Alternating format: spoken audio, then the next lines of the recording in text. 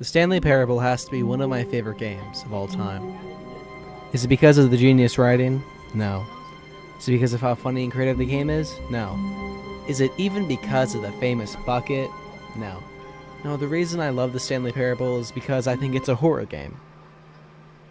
Let me explain. You start the game as a regular office worker named Stanley who lives an average, boring life.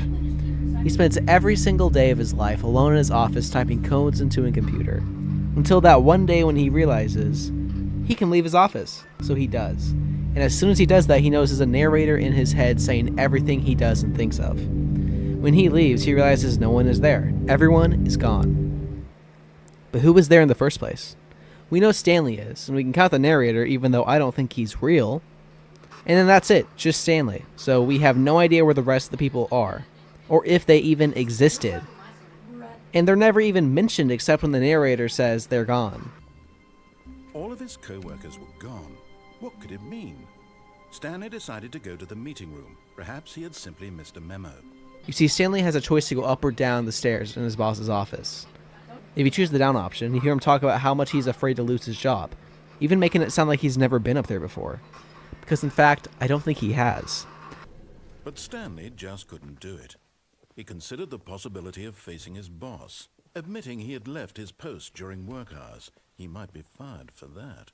And in such a competitive economy, why had he taken that risk? All because he believed everyone had vanished?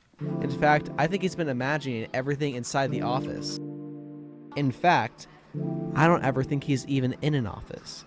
I think he's been imagining this entire office because he's insanely traumatized.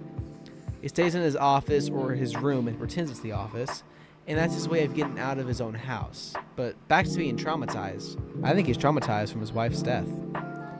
Stay with me now.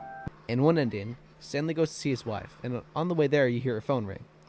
And when listening to her talk and picking it up, it fades to white. And you hear, "Oh, Stanley, is that you? I'm just pulling the bread out of the oven." And when walking to the door, it's a mannequin. Now, it's assumed that it's just the narrator playing a joke on Stanley. But if the narrator isn't real, he's either imagining this or reliving it.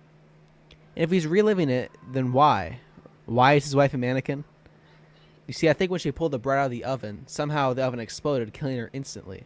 And he saw her dead body there on the floor. And this traumatized Stanley. But let's say he never came home from work to see her. It wouldn't have happened. So he just keeps acting like he's in his office every single day.